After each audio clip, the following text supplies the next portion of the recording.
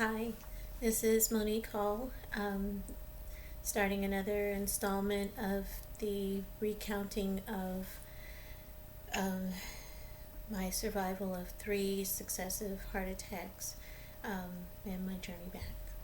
Uh, where I left off, I believe I talked about how I was trapped in my body, being aware and being unable to convey that to the hospital staff and family that were visiting, that were permitted at the time.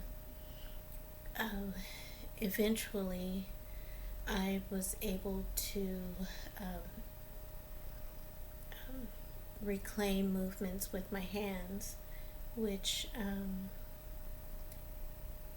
let my family know that I was there. Chris started to see things before the staff did.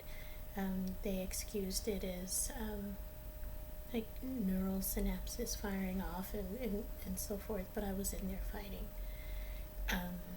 I know I mentioned previously about the nurse that was so gratified after helping fight for my life, and that when I woke up, he's reduced to tears. Um, and me being aware of things around me. Um, Excuse me, my throat paralysis is a little bad today. Um, not exactly knowing where everything was in the room, but knowing that things, knowing voices, and like a near proximity of where everything was. My cousin Sylvia beside my bed, interviewing my cardiologist, Dr. Azimi, and trying to understand what had happened, where I was at the time, and my prognosis as they knew it at that time. Also, Chris, my husband, staying with me the entire time that I was critical, or at least as much as he could, with having a 10-year-old child to take care of at the time as well. I just recently thought about it, and I'm like, I don't know if Grayson missed a day of school, perhaps a day. I think Chris knew how I would feel, and that keeping him distracted was very important, keeping his mind on school, and the fact that he had stayed the whole night as I fought for my life, and others were fighting for me when I couldn't fight for myself. Um, my baby needed some distance from that. But Chris stayed, and I remember him stroking my hair and loving on me and welcoming me back. After the medical staff was convinced that what he saw was in fact what he believed. uh, um,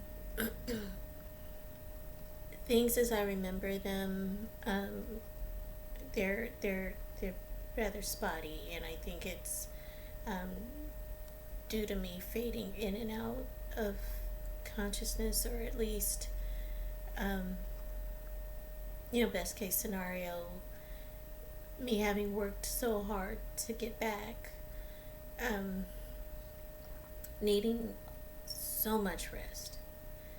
Um, just the effort it took to move my outer extremities in my hands.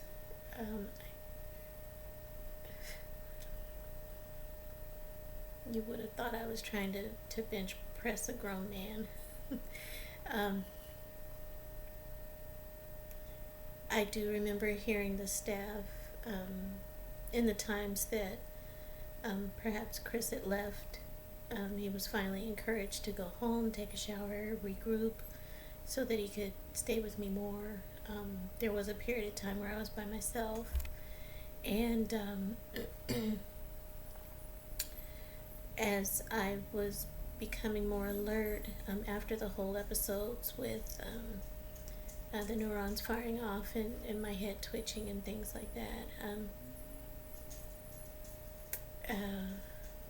I realized I was on a ventilator, and it was very uncomfortable. Come to find out later from a respiratory nurse that it was not put together the way it should have been. So with me being more aware of what was going on, even though they had sedatives going through my system, I was very anxious, and the fact that the tubes weren't connected the way they should have been, they were busy trying to keep me alive first, so I don't fault anybody for the oversight. But the tubes would hit the back of my throat, and there would be this horrible gag reflex. So I just wanted to try and fix it. I've always been commented on and known, as a diabetic, as a very, very good patient. This time, though, the nurse on call at that time for me, the on-charge nurse, she thought I was trying to take the tube out, and I guess, in her experience, there have been patients that have tried to do that. As I was trying to reach, and I didn't even really have a good grasp of my hands. I was just kind of flimsing around. Next thing I know, she was screaming, "Help!" And several other nurses came to her aid, and she kind of called me a risk of messing with the equipment or whatever. And I was like, no. In my head, I'm like, I just want to make it feel better. Well, she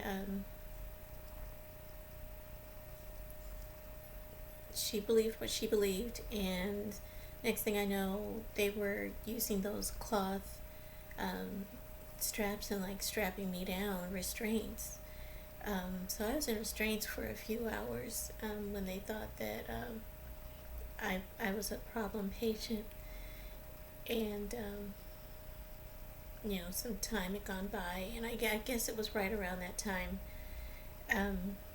as I'm remembering things, I was kicking and trying to protest them putting me in the straps.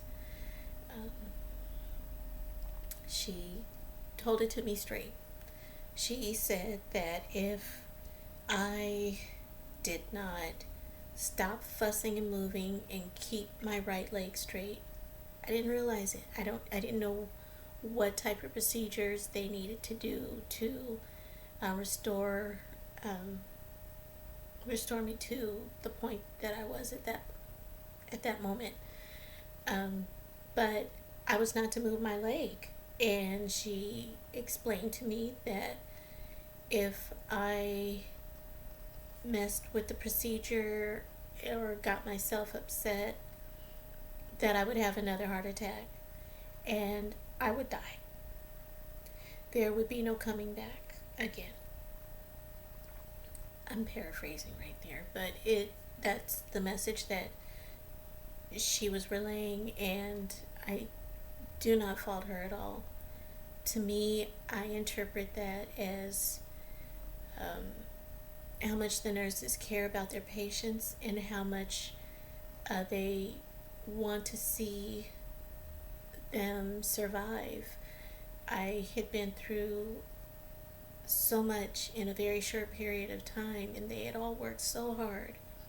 It would have been a shame that once I woke up, created a situation that would take me away again. So I was a model patient, even more than I had ever been in my life. I tried to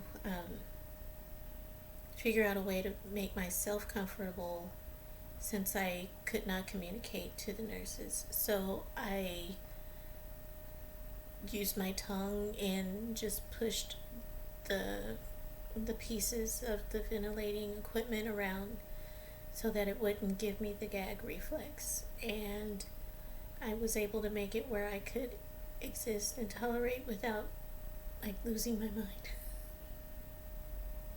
You know, I'm not laughing like funny, haha, of course. Um, though every minute passing just felt like hours. It's an eternity.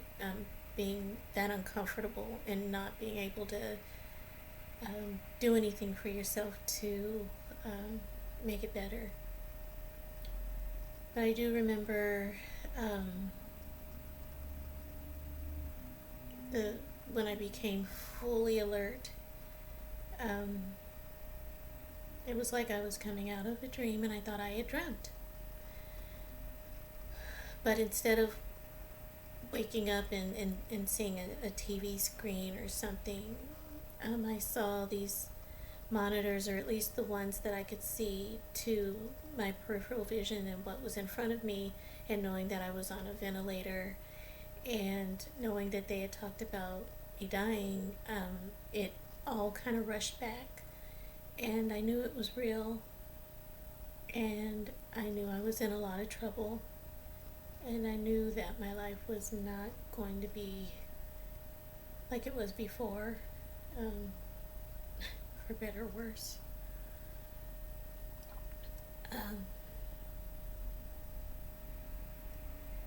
Then my oldest sister came back to the hospital. She got there very early, and once I got home, I asked her if she had on a gray sweater, and she said, yes, I did. And I remember seeing her at the nurse's station when she first got there. The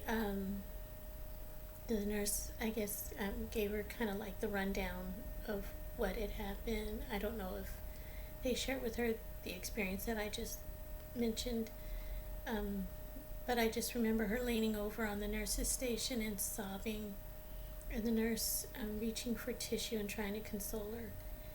And I was laying there going, I'm awake, in my head. I'm doing everything I'm supposed to do. Aren't I going to be better? Is there something else that I should know about? So I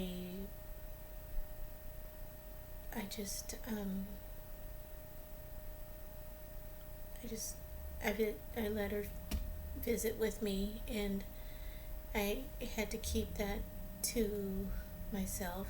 Obviously, I couldn't share it, but not knowing and seeing what the fear that she had.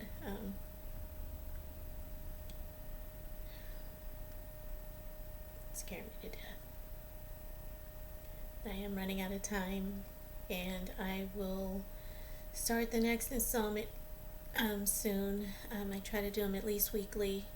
I'll be going into how other people heard the news, and my recovery from that point on, and everything else. But this ends my most current episode, and please feel free to share if you think it'll help anyone. That's why I'm doing this. Thank you so much for watching. Bye bye.